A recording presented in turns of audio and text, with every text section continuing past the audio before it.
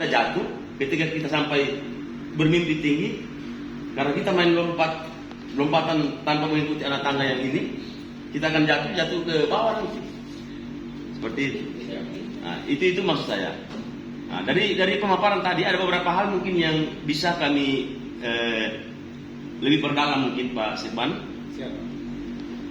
Yang dari sisi pemeriksaan pajak, tax auditor belum punya pemeriksa pajak. Walaupun mungkin ya yang baru-baru ini Pak Kaban kemarin sudah bergerak 3 orang ya. Nah, tapi penerapan sampai hari ini itu belum dilaksanakan. Karena kalau kita melaksanakan pemeriksaan pajak ini kan punya tujuan Pak Sekban, kan punya tujuan. Nah, tujuan itu kan kalau dalam regulasi kita, kalau kita baca PMK 207 tahun 2018 itu kan tujuan pemeriksaan pajak itu ada 2 saja.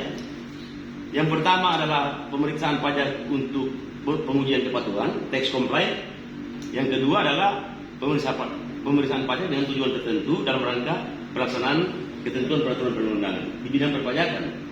Jadi 2 itu. Nah, dari pemaparan yang disampaikan tadi, apakah BPKAD Buleleng ini dalam pelaksanaan pemeriksaan pajak itu sudah mengakomodir kedua tujuan ini? Saya kira itu.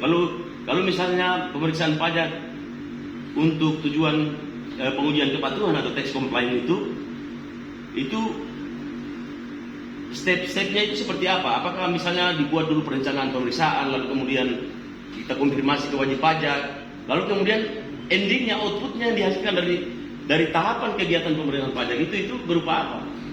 Karena setahu saya mungkin kalau untuk pengujian kepatuhan, ya itu tadi mengarah pada penerbitan SKPDKB misalnya, atau SKPDLB atau SKPDN. Saya kira seperti itu. Nah, ini perlu mungkin kami diberikan tambahan pendalaman, penjelasan soal itu, supaya nantinya ketika misalnya kita punya keinginan untuk menerapkan sistem pemeriksaan pajak yang baik, saya kira hal-hal ini juga perlu kita timbang dan kita bisa jadikan sebagai literasi yang baik. Kami memang belum punya jurusita, tapi kan sebenarnya kalau kita mau bahwa pelaksanaan penagihan pajak dengan kategori penagihan pajak itu bisa kita laksanakan secara ex officio. Artinya begini, dalam struktural jabatan yang dipunyai Bapenda itu, Bapenda Morowali Utara itu secara ex officio ada kasubit penagihan. Jadi bisa sebenarnya kita laksanakan itu, atau minimal fungsi itu bisa kita laksanakan dengan berbasis pada ex officio, teguran atau himbauan, kemudian penerbitan surat paksa, surat sita, lelang dan sebagainya, seterusnya. Itu apakah bisa kita laksanakan secara ex officio, atau memang harus mempunyai jurusita pajak yang berbasis fungsional seperti itu. Nah, jadi ini juga mungkin perlu pendalaman sehingga nantinya juga penagihan paksa ini, karena memang kita di Morowali Utara sana Pak, ada banyak tunggakan pajak itu sebenarnya yang sudah sampai pada tahapan penagihan paksa seharusnya.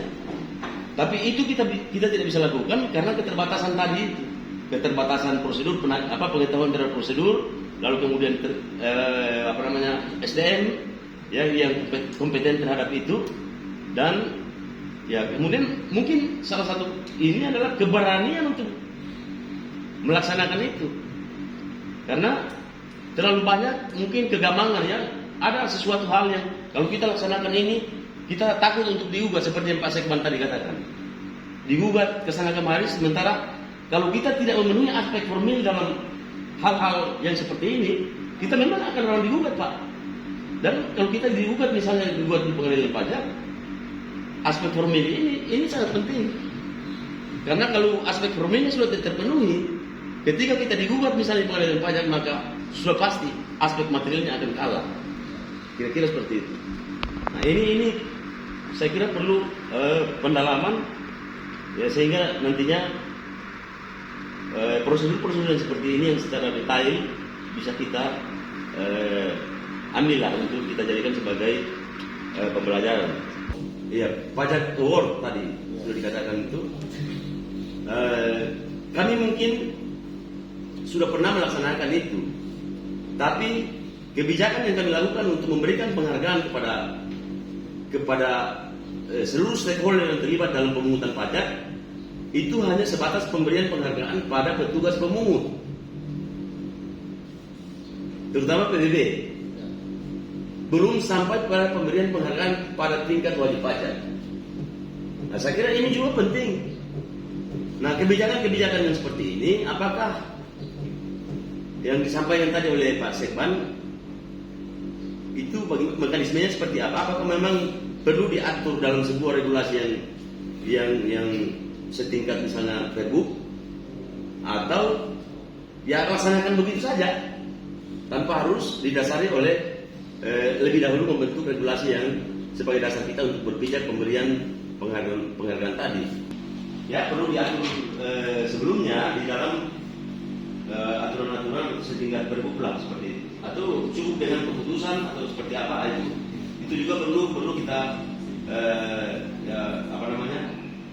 dengarkan dari Pak Sekban supaya nanti juga bisa menjadi rujukan bagi kami untuk melaksanakan ataupun mengakomodir kebijakan-kebijakan seperti itu. Dan mungkin dalam penerapan di daerah, saya kira daerah juga perlu menyesuaikan sesuai dengan kondisi daerah masing-masing. Saya kira seperti itu, Pak.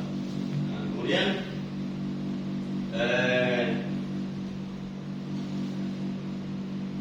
ketika kebijakan pemungutan pajak itu masih berlaku pada Undang-Undang 28 tahun 2009 setelah berlakunya Undang-Undang Nomor 1 tahun 2002 tentang KPD.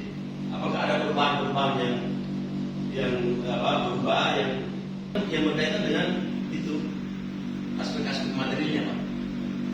Seperti misalnya tarif pajak, atau misalnya di situ ada apakah ada perubahan-perubahan kebijakan tentang itu? Saya kira itu mungkin hal-hal yang perlu saya sampaikan. Mohon maaf lebih kurangnya. Saya kira secara umum sih budaya ini sangat luar biasa dan sangat melampaui jauh dari apa yang sudah kita capai hari ini oleh pemerintah Kepulauan Negara. Saya kira itu. Dan patut kita apresiasi dengan baik. Saya kira memang kalau hari ini kita berkunjung ke tempat ini, Pak As, mungkin kita tidak salah.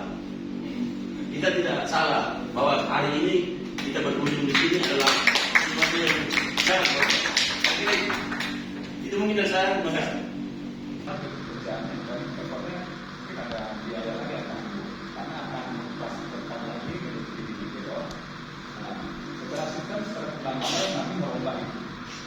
Kemudian tentu tarif dividendnya kayak di bulan tertentu itu kan minimal 40% masuk 25. Itu heboh di dalam kayak sempat. Nah, dengan tarif paling pertama udah